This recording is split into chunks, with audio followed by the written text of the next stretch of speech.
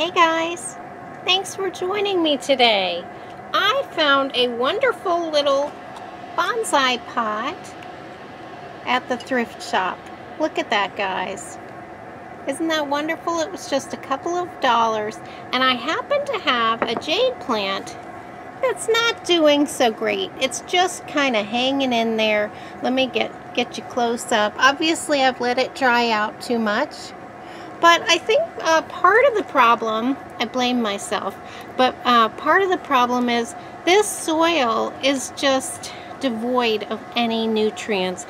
And I think I might have overdone it with the oyster grit. So it's possible that not enough moisture was staying around the roots and it was just drying out too quickly. So aside from being old soil and maybe having too many amendments, I think all this plant needs is some fresh soil and a better mix, obviously.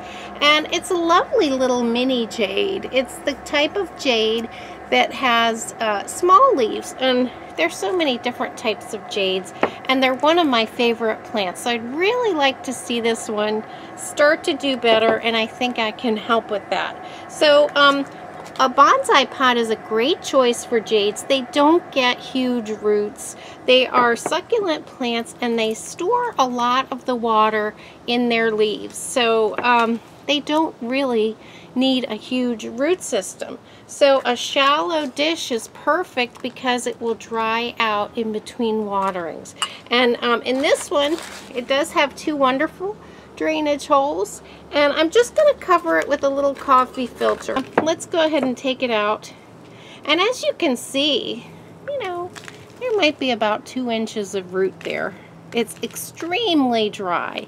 So I'm just going to sort of take away a little bit of that root, and I'm going to take out the dead jade.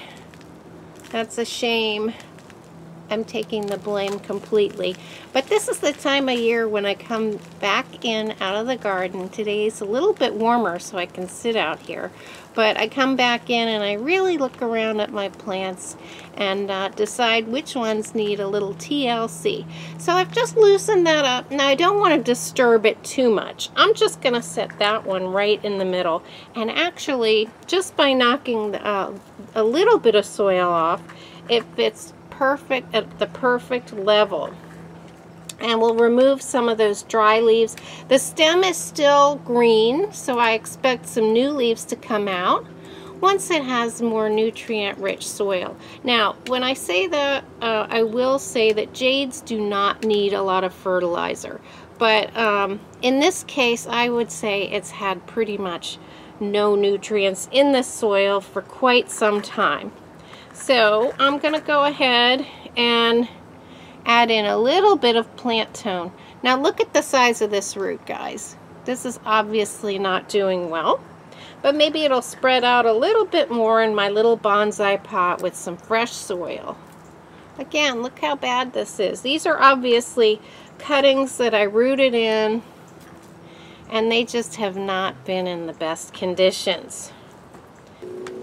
So I'm not going to worry about adding extra perlite or anything, because this amount of soil is just not a lot. And when it's inside, especially during the winter when the heat is on constantly, this amount of soil will dry out in a couple of days. So, which is what jades like. I just start by putting in this regular Miracle-Gro potting mix. And guys, I'm going to wait to water this because there's actually a little bit of moisture in this. And if I damage any of the roots, it's not a good idea for them to get wet until they heal, which only takes a few days. So I'm just going to sprinkle a little bit of this chicken grit as a layer. But I don't want to put much back in. This just gives it a little bit of drainage, and let me go back to this nice rich soil. I'm also going to put in a slow release plant tone, just a tiny little sprinkle, because although it's really tricky to fertilize your jades, a lot of times a water soluble mix is going to burn those roots. I'm just going to give it a very tiny sprinkle and give this plant a chance to have a little bit more nutrient than it's had. Just a very tiny little bit. And this is slow release, so as it gets watered over the next season, some of those nutrients will be picked up by the plant. So let me just pop this one in. This is a little more challenging than I thought, but I'm basically just tucking these into the soil. And you don't want them in such a deep pot that soil's going to stay wet and it's going to be bad for your jade plant. So I think once I put this soil in, and I've already added my little bit of fertilizer, I'm going to go and grab some river rock and put that around the top. And again, this is such a shallow depth of soil here that I'm not really worried too much that it's going to hold too much moisture in. It's just not a lot of soil. And I think that's the key to jade plants. You don't want them to dry out to the extent I let this one dry out. But at the same time, you do want them to have some. I'll put a little bit more of the chicken grit on top. I think that'll work its way in there. That also might add a little calcium, but I'm pretty sure that this poor plant didn't have much nutrient to work with. So we're going to change that today. So after I've taken off all the dry leaves and planted this in, let me go get a few stones.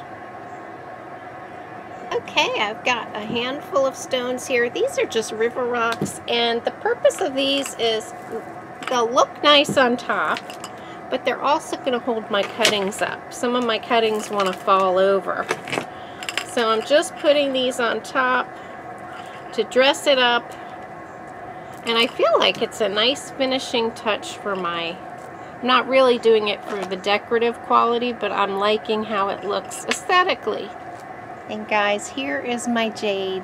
It is looking a lot better in its little bonsai dish. I think it's not going to be so dehydrated all the time with this fresh soil and a more appropriate pot. It's going to have a little bit of a chance to pull that water up in better soil and a better shaped planter.